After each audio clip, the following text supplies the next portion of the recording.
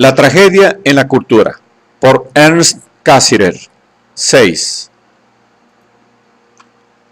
Con lo cual, no solo se da preferencia a lo subjetivo sobre lo objetivo, sino que se convierte lo segundo en un factor casi indiferente con respecto a lo primero. Toda intuición artística, sea la que fuere, se convierte, vista así, en intuición lírica. Lo mismo si se plasma en forma de drama que si se realiza mediante los recursos de la poesía épica, de la escultura, de la arquitectura o del drama.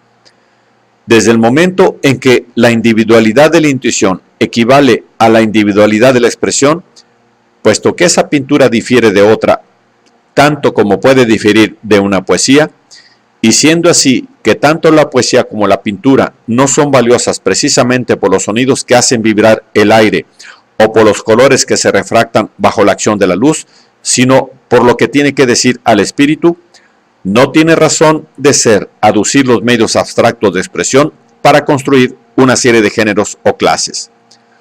Como se ve, Croce rechaza la teoría de los géneros artísticos, no solo lo que sería perfectamente legítimo, en cuanto establecen conceptos normativos, sino también en cuanto tratan de plasmar y definir determinados conceptos de estilo. De aquí que, desde su punto de vista, todas las diferencias en cuanto a la forma de representación deban desaparecer o trocarse en simples diferencias relativas a los medios físicos de expresión. Pero el antagonismo que se establece entre el factor físico y el psíquico es desmentido inmediatamente por la contemplación imparcial de una gran obra de arte, cualquiera que ésta sea. Vemos enseguida que ambos factores aparecen consustanciados y confundidos, de tal modo que, si bien es posible discernirlos en la reflexión, para los efectos de la intención estética y del sentimiento estético forman un todo inseparable. ¿Es realmente posible, como lo hace Croce, contraponer la intuición concreta a los medios abstractos de expresión, considerando así como diferencias puramente conceptuales todas las que se acusan dentro de la órbita de los segundos? ¿No aparecen las dos clases de elementos íntimamente compenetrados en la obra de arte? Cabe, en un sentido puramente fenomenológico, poner de manifiesto una especie de capa primigenia uniforme de la intuición estética, que permanece invariable y que sólo en el momento de ejecutar la obra de arte opta por el camino que ha de seguir, por el camino de la palabra, el del sonido o el del color. Tampoco Croce admite esto. Si quitamos a una poesía, declara expresamente, su metro, su rima o sus palabras, no queda, como algunos piensan, algo situado más allá de todo pensamiento poético. No queda absolutamente nada, pues lo que llamamos poesía ha nacido como estas palabras, esta rima y este metro. ¿De dónde se sigue que la propia intuición estética nace como intuición musical o como intuición plástica, como intuición lírica o dramática? Es decir, que las diferencias que con esto se expresan no son simples nomenclaturas o etiquetas pegadas sobre las diversas obras de arte, sino que responden a auténticas diferencias de estilo, a las diversas direcciones en que se lanza la intuición artística. Partiendo de aquí, se ve que nuestro problema general se manifiesta en todos y cada uno de los géneros de la creación artística, pudiendo, por otra parte, cobrar una forma propia y específica en cada uno de ellos. Por doquier nos salen al paso dos factores, el de la constancia de la forma y el de su mutabilidad. Es cierto que el equilibrio entre ellos no se opera del mismo modo en las diversas artes. En algunos casos parece predominar la constante y lo uniforme. En otros, por el contrario, la mudanza y el movimiento. Cabría, en cierto sentido, contraponer a la estabilidad, a la determinabilidad y a la unidad cerrada de la forma arquitectónica, el movimiento, la variabilidad y las variaciones de la forma lírica o musical. Pero estas diferencias no son, en realidad, más que diferencias de tónica, ya que también en la arquitectura se acusan la dinámica y el ritmo, del mismo modo que en la música se revela una rigurosa estática de las formas. Por lo que a la lírica se refiere, parece esta ser la más inquieta y fugaz de todas las artes. La lírica no conoce más ser que el que se envuelve en el ropaje del devenir, un devenir que no consiste en el cambio objetivo de las cosas, sino en la movilidad interior del yo.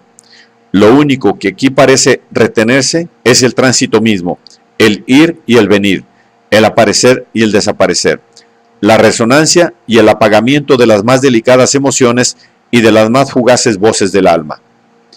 En ninguna otra rama del arte parece ser tan evidente como en esta la concepción de que el artista no puede manejar nunca un mundo fijo y acabado de formas, sino que en cada nuevo instante tiene que crear una forma nueva, la que le corresponde. Y sin embargo, la historia de la lírica demuestra que ni siquiera en ella desaparece totalmente la permanencia en gracia al movimiento, ni reina de un modo único y unilateral la heterogeneidad. Es precisamente en la lírica donde todo lo nuevo por ella creado se revela como un eco y una resonancia. En el fondo, son contados los grandes temas fundamentales que la lírica maneja, y estos temas permanecen como inmutables e inagotables. Pertenecen a todos los pueblos y apenas si experimentan ningún cambio esencial a través de los tiempos. En ningún otro campo parece tan limitada como en este la selección de materias. El poeta épico puede modelar nuevos y nuevos sucesos. El poeta dramático puede manejar nuevos y nuevos caracteres, nuevos y nuevos conflictos. La lírica, en cambio, recorre el círculo de las emociones humanas para verse retrotraída constantemente dentro de él al mismo centro. No hay para ella, en el fondo, nada extremo, sino solamente vida interior. Y esta vida interior aparece en la lírica como algo infinito, por cuanto que no puede llegar a expresarse ni agotarse jamás por entero. Esta infinitud, sin embargo, se refiere solamente a su contenido, no a su extensión. El número de motivos propiamente líricos apenas parece susceptible de aumentar a través de las mudanzas de los tiempos. Ni lo necesita tampoco, al parecer.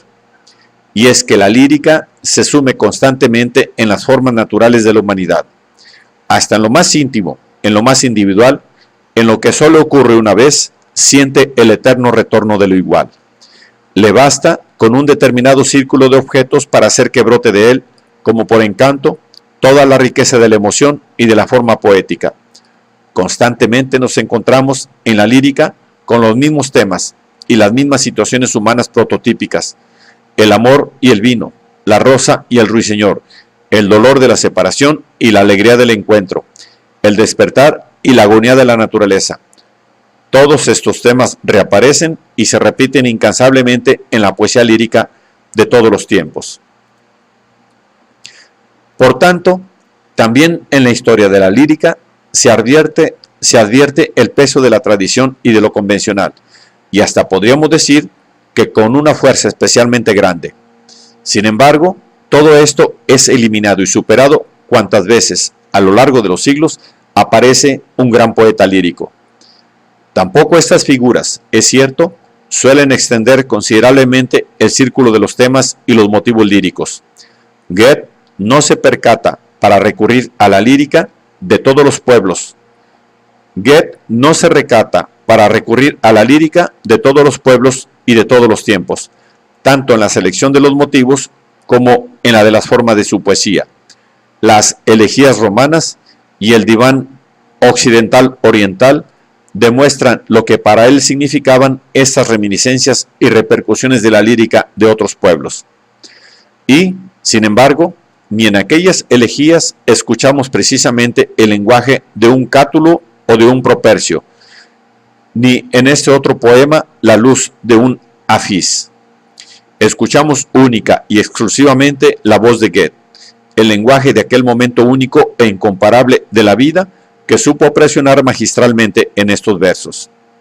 Y así, en los diferentes campos de la cultura, nos encontramos constantemente con el mismo proceso unitario y armónico en cuanto a su estructura fundamental: la pugna y la rivalidad entre las dos fuerzas, una de las cuales tiende a la conservación y la otra a la renovación. No cesa jamás. El equilibrio que parece adecuarse a veces entre ellas es siempre un equilibrio inestable, dispuesto a trocarse a cada paso en nuevos movimientos y oscilaciones. Además, los movimientos del péndulo son cada vez más grandes, a medida que crece y se desarrolla la cultura. La amplitud de las oscilaciones va aumentando más y más. Los conflictos y las contradicciones interiores cobran con ello una intensidad cada vez mayor. Sin embargo, este drama de la cultura no se convierte necesariamente en una tragedia de la cultura. No hay en él una derrota definitiva, ni hay tampoco una definitiva victoria. Las dos fuerzas antagónicas crecen conjuntamente, en vez de destruirse mutuamente. El movimiento creador del espíritu parece enfrentarse con un adversario en las propias obras creadas por él. Todo lo ya creado tiende, por su propia naturaleza, a disputar el terreno a lo que pugna por crearse y nacer. Pero el hecho de que el movimiento se retracte de continuo en sus propias creaciones no quiere decir que se estrelle contra ellas. Se ve únicamente forzado y empujado a un nuevo esfuerzo, en el que descubre fuerzas nuevas y desconocidas. En ningún otro campo se manifestó esto de forma tan importante y característica como en la mayoría del movimiento de las ideas religiosas. Es aquí donde la lucha muestra su lado tal vez más profundo y conmovedor. En él no interviene solamente el pensamiento o la fantasía, intervienen también el sentimiento y la voluntad, interviene el ser humano entero. Aquí no se trata ya de metas concretas y finitas, trátase de un problema de vida o muerte, del ser o el no ser. No caben en este campo decisiones relativas, sino solamente una decisión absoluta. La religión está convencida de que se halla en posesión de esta decisión absoluta. El hombre cree haber encontrado en ella algo eterno, un acervo que no pertenece ya a la corriente de lo temporal. Pero la promesa de este supremo bien y de este valor supremo envuelve para el sujeto al mismo tiempo una determinada exigencia. El sujeto debe aceptarla tal y como se le ofrece, poniendo fin a su propia inquietud interior, a su búsqueda incansable. Si la religión brota de la corriente de la vida, al igual que todos los bienes espirituales, trata al mismo tiempo de superarla. Abre al hombre la perspectiva de un mundo trascendente que vale por sí mismo y perdura en sí mismo, independientemente de aquella. En gracia a esta meta, la religión ha de imponer las más vigorosas ataduras interiores y exteriores. Cuanto más nos remontamos hacia atrás en la historia de la religión, más fuertes vemos que son estas ataduras. El Dios cuya ayuda se implora solo se aparece ante quien lo invoca a condición de que no se altere ni una sola palabra en la fórmula de la oración. El rito pierde toda su virtud religiosa si no se desarrolla por medio de una cadena inmutable de actos específicos. En las religiones de los pueblos primitivos vemos cómo la totalidad de la vida sucumbe a esta rigidez del formalismo religioso. Todo acto humano se halla afectado y amenazado por vetos religiosos. Una multitud de tabúes rodea como un anillo de hierro la existencia y la vida del hombre.